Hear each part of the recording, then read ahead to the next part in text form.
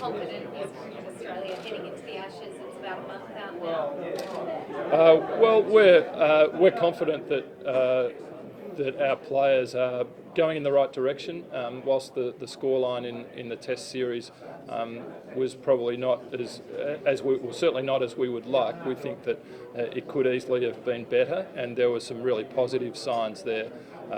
We hope that those positive signs will be even more positive and show in the scoreline in this upcoming Ashes series. But I guess one thing's for sure, we know with an Ashes series on our doorstep that the public interest in cricket is as high as it's ever been. Ticket sales for the Ashes series are at record levels. And certainly even the Boxing Day Test match, for example, looks as though day one is going to be very close to a sellout, and we're seeing sellouts all across the country. A bit of noise about your position and perhaps being under pressure, in particular Mickey Arthur has made some comments that if the Ashes are a success, that you might be among those whose heads may roll. What would you say to that? How would you respond? Oh, thanks Mickey for putting a little bit of speculation out there. For me personally, and I guess the management team at Cricket Australia, we're really sharply focused on the objectives and the goals that the board of Cricket Australia have set for us. So I don't feel any external pressure. The only pressure I feel comes from Wally and the board, and we have a really sharp focus on not only providing the support for the Australian team to ensure it puts its best foot forward, but also to do the other things that are really important for cricket to be Australia's favourite sport, to deliver on deliver great events for our fans and make sure the game is accessible for all Australians, and to ensure that we keep growing participation numbers in the fashion we have over the course of the last 5 years. So you don't feel like your future is tied up with what happens in the next couple of months? I don't, and my focus is very much on delivering on the strategy and supporting people around the country to do the great job that they're doing. And I'm very fortunate to be in a position of having a great management team and fantastic CEOs around the country at state association level that are supporting me and everyone else to secure cricket's future. Wally, what's your reaction to that? Well, no, I'll be very pleased to confirm that there is no talk and no consideration in looking at James's performance in the short term. We obviously want to win the Ashes this summer. That's a common desire of everybody involved in the administration of cricket, as well as every fan in Australia. I think we're all sick of England beating us, and it's our turn.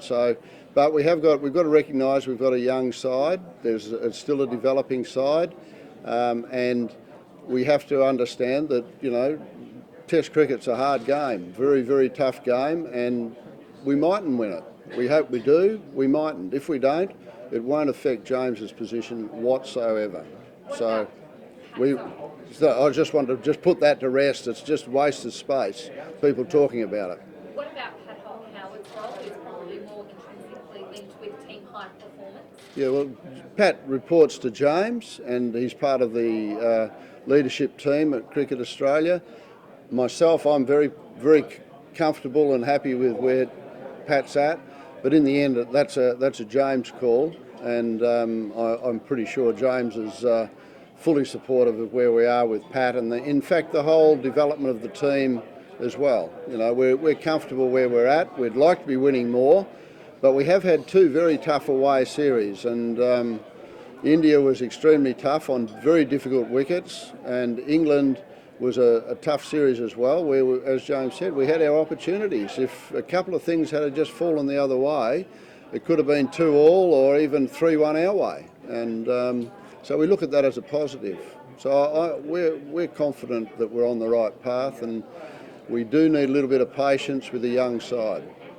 I'll just touch on the Pat Howard thing and say that that sort of speculation is not appropriate. The depth and breadth of Pat's role, I think, is very much underestimated in certainly some of the commentary that I see. He has a much broader responsibility than people understand, and it doesn't have a short-term focus. Sure, he and his team need to support the Australian team as much as they can, men and women, but at the same time, Pat's there to really build solid foundations for sustained success. And the team performance review, which Pat was appointed after that being handed down, showed a whole lot of things that needed to be implemented. Pat Howard is in the role and takes the responsibility for implementing exactly those things, and the implementation plan goes over a period of time that is not limited to 1 or 2 years. It goes beyond that.